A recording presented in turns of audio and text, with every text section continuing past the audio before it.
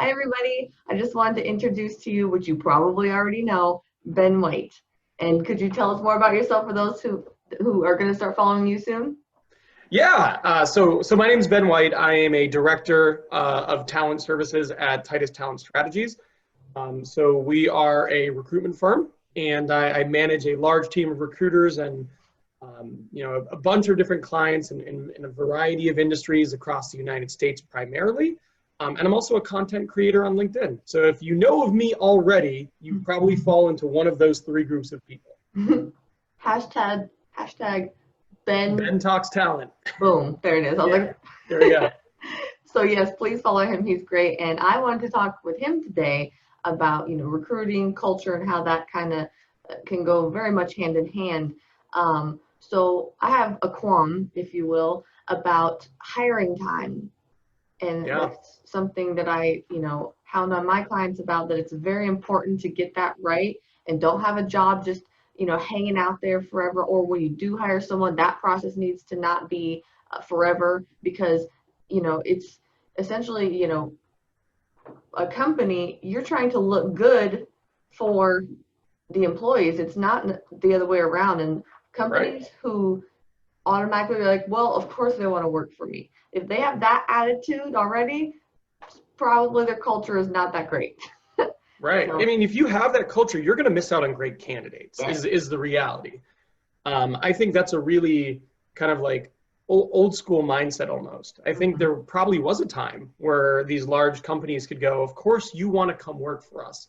And it was all on the candidate to sell. But the reality is the best candidates in the market are always going to have options. And if you want to be one of those options that's selected, you absolutely have to sell your organization and why they should come work for your organization. I think it's incredibly important. It's something we talk about with every single one of our clients. We call it EVP, Employee Value Proposition. And what do you offer employees? What is it in the role that you offer them? What is it in the organization? What do you offer them from a job, scope, perspective, growth? I couldn't agree more. Right. I'm glad we're on the same page, because I need to talk to a recruiter who's been there, done that, and I need to find out if I'm crazy. Yeah, no, you are not crazy. And time, you talked about just the duration. That's another huge one. One of the things that's always stuck out with me in my career is the phrase time kills all deals. Specifically as it talks about recruiting, the longer your process takes. I tell my clients every day, I feel like, the higher the probability is that something is going to go wrong. Another company reaches out to them. They're promoted at their current company. They take your duration of hiring process as disinterest. There's a variety of things that could go wrong. I think shortening the process is one of the things every organization could probably take a look at to make their hiring practices more efficient and beneficial to them and to the candidate too. Absolutely, because I deal with a lot of onboarding, like making onboarding better, and that's a huge thing, is just shrinking that time. And then also like job descriptions that not only make sense from an organizational structure standpoint and just that works for the company, but also like there should be within the job description talking about the company values, talking about all that stuff, because then someone can be like, oh, okay, I align with that, or I don't. Yeah, absolutely. What's funny is sometimes I'll ask my clients, I'll be like, okay, take a look at your job description. I want you to read this as a third party. Is any of this exciting to you? Right. Do you look at this and does any part of you say, yes, I want to do that job? And if the answer is no, I think you've got to kind of look at it and go, okay, well, what are we trying to accomplish here? Every job description is trying to accomplish a few things. One of which is trying to lay out, hey, means you are qualified or not qualified for this job. The other big part of it is you are motivating the person to read that, to go through your application process. And if it doesn't accomplish those two goals, then you need to revisit it. Absolutely. Yeah. There are a few other things. I could probably say a bunch of stuff about job descriptions, but I think those are base level things, right? Right. Just help someone identify, are you a fit for this? If you can put culture in there too, like you just mentioned, you can help them identify whether or not there's going to be value alignment, bonus, and it should motivate people to get in. Come on in, the water's fine. This is an exciting role. You should want to inquire further. Right. It blows my mind that a lot of people don't understand that. Yeah. So I'm glad at least we do, so we can try our best to make it better for other companies and our clients. Yeah, absolutely. Culture fit, just in general, I wanted to touch on, because from just us talking to job seekers out there, you know, Yeah. I know I preach like you guys should make sure that wherever you're going is a good culture fit, but how do you feel like they, from the job descriptions, from the company, being able to like go look at the company website or whatever, how do you feel like they can figure out what a culture is like elsewhere when they're looking? Yeah. I think culture is extremely important. I think first things first, the organization, they should make it clear what their culture is, right? Because it shouldn't just be the candidates want to find a good culture that aligns with them and they feel like there's value alignment. Organizations should be actively trying to attract people who have and share that value alignment, and also push people away who aren't going to be a match from a value perspective. Right. So it should not be hard. You know, it should be part of the interview process. It should be part of the job description, and it should be easily located on their website. As a job seeker, it shouldn't be hard. It shouldn't be a maze to be like, what are the values here? You know, it should be like in the front and center, in my opinion. I think it's really important. There are a lot of things that are important when you're making a match, but I think value alignment is more important than it's ever been. I think it's finally getting some of that attention. I agree. But I think it's important. And as a candidate, so one, seek it out. You know, go on the website, see if you can find it, but talk to people. When you're interviewing them, you have every right to ask all the questions you want to make sure it's a fit, right? Because you are taking on risk. Anytime you leave an organization and go to a new one, you know, there should be a promotion, some sort of growth, and that is to offset the risk that you were incurring by making that shift. So ask those questions, and absolutely part of that questioning should be culture, should be values. So I would say ask. And if a company doesn't let you ask, if they don't let you ask all the questions you have, it's probably a warning sign. Right, absolutely. Isn't that the truth? Yeah, absolutely. It's a two-way street. I've always, you know, told people that. And the moment I started doing that, in going into interviews with that mindset, back when that was a thing for me. Yeah. I started owning interviews because I didn't feel like this was oh man, I gotta really impress them. No, it's also you need to impress me. Absolutely. And absolutely. It might sound overly arrogant or whatever, but it's not. It's just like you have to go in there with this, you know, a game set mindset. Like this, I need to own this too. And you have to have confidence, and they're going to smell it on you. And they're going to be able to smell whether they can take advantage of you or not. Yeah. I mean, to me, it's as basic as, you know, it is a big part of your life. You know, when you decide to go work for a company, you're going to be spending 40 to 50 hours a week there. Right. And you should feel entirely justified in asking every question you want. I've had people comment on some of my posts. So I make videos sometimes about questions you should ask when you interview. I can't tell you how many times I've had people comment saying, well, Ben, what if they're taken aback by you asking that question? You don't want to work there. It's just like, so be it. Right. You know, if they are bothered by that question, you might not want that job. Right. But you have every right to ask every question. Right. Yeah. That's so funny you bring that up, because one of those questions that people do not agree with me on that I used to answer, if someone ever asked me in an interview, what is your weakness? Terrible interview question anyway, but if they do ask that, I always tell them, because I need to gauge them, I do not deal well with micromanaging. Period. Because now this is a great question for me, because if they are micromanagers, they're going to be taken back, and I'm going to realize I don't want to work there. Right. And if they, you know, are like, oh no, we don't do that here, we're about whatever, then I'm like, okay, and then we can go, and then they might even respect me because they're like, I don't deal well with that either. And then you go from there. And people are like, oh, well, like you said, they get all like, you can't do that. You absolutely can, because I've done it multiple times. Absolutely. And you know what? I love that answer. I don't ask that question when I interview people for my team. When I'm hiring recruiters for my team, I do not ask that question. I think it's one of those questions where it's set up just to have people walk a tightrope, right? You're trying to say something that is realistic and isn't coming off as fake, but isn't hey, this person is not going to be able to function in a professional environment with that massive character flaw. You know, you're trying to be there, but that question's so great just because it is honest, right? At its core, it is honest, like, because most of us don't want someone breathing down our neck, micromanaging us.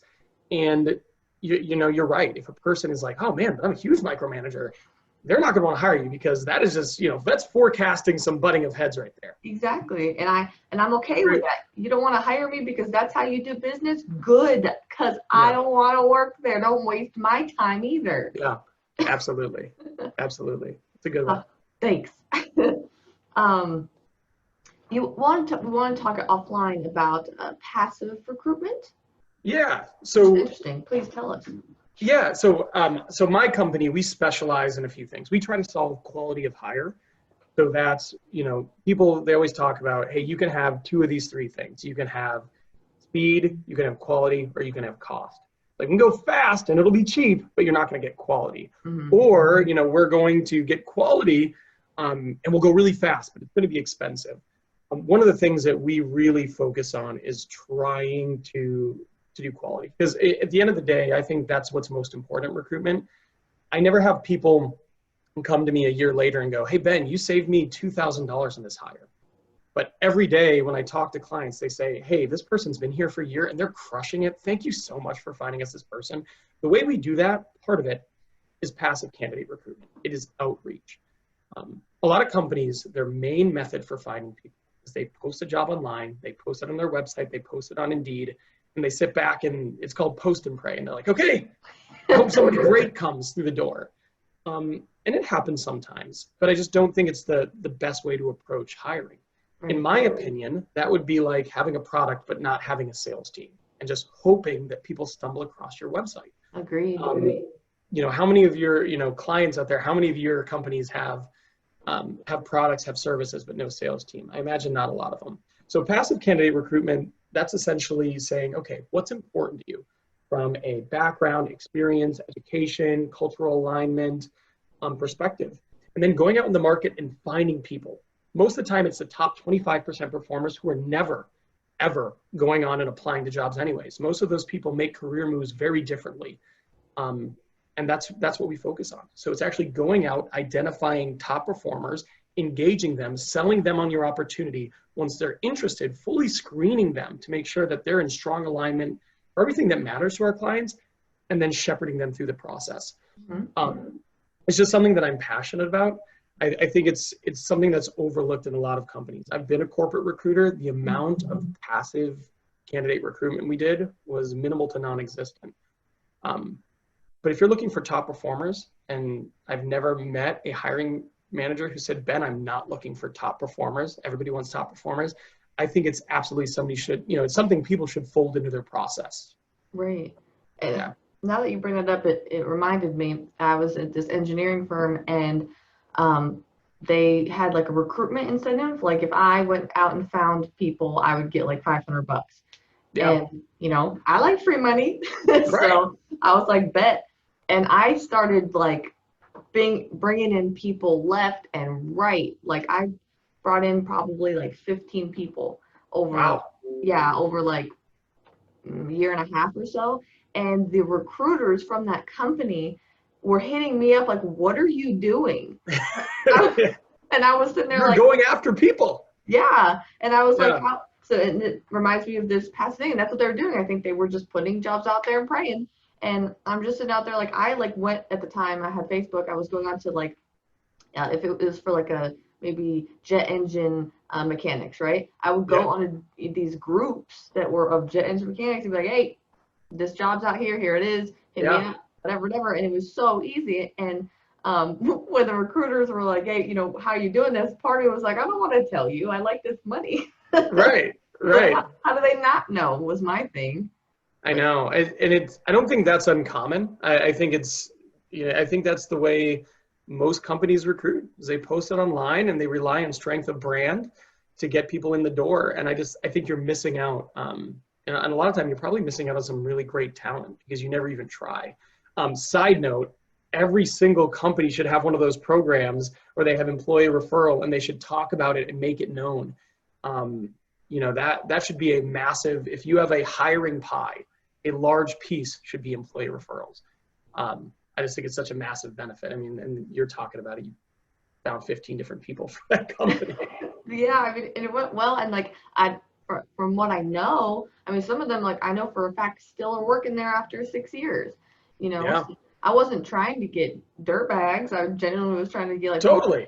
that were worth it as well, because that's also my name on the line. Right. Because I referred them, and I don't want to be tainted either. So if you, during the process, if you're like maybe with a potential employee, and you're almost at the end, have you seen that people might not be hired because they didn't feel like they were going to jive compared to the other candidates when it came to culture? Has someone ever not been picked off because of that reason? Oh, I'm sure it's happened a ton, right? I mean, the reality is, if you get down to like a couple candidates, right? If you get to the final stage, most of the time there's not a huge difference between those finalists. You know, if you've got 3 people who are going to final interviews and like, all right, we're going to pick one of these people. Usually those 3 people are very well qualified, right? You don't make it that far unless you have the right background, the right education, the right training, certifications, whatever matters, you probably have it. So at that point, how do you differentiate? And a lot of time I do think it comes down to cultural alignment and, you know, people that connect better and seem like they would fit in with the organization. So I'd say, yeah, I mean, I'm sure it happens all the time. So yeah, I would say 100%. It does happen for sure. Because I just want, you know, people to know that is real.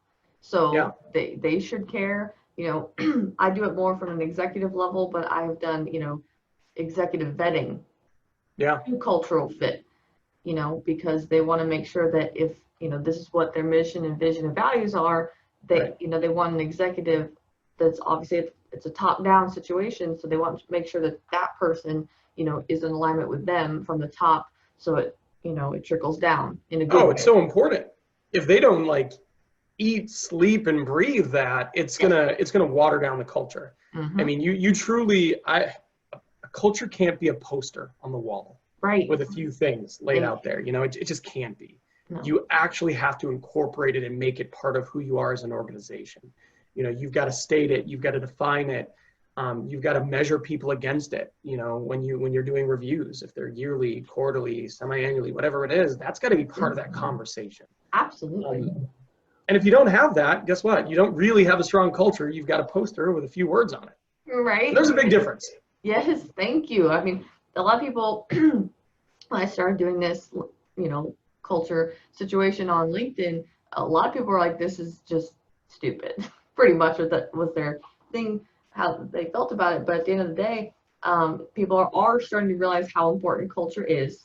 It's really starting to make some traction, because there's too many times out there there's been bad cultures that people are griping and complaining about, and they don't want to work there anymore. It's like, well, hey, there are companies out there. That's why I do the podcast with these CEOs that have amazing work cultures, that do care. And like you said, they eat, sleep, and breathe these things. Yeah. I almost feel sorry for those people who said to you, like, that's stupid.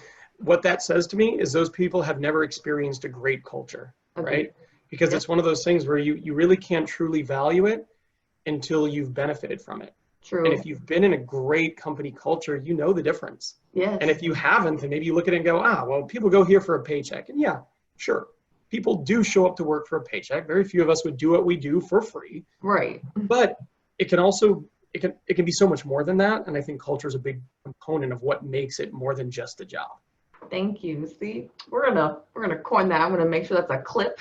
Thank you. But thank you so much for being on. I really wanted to talk to you. Everyone, please go follow him. Ben Talks Talent #. Yeah. Connect with me on LinkedIn, and I post like every single day. So I appreciate it. Thank you for having me on. It was that flew by.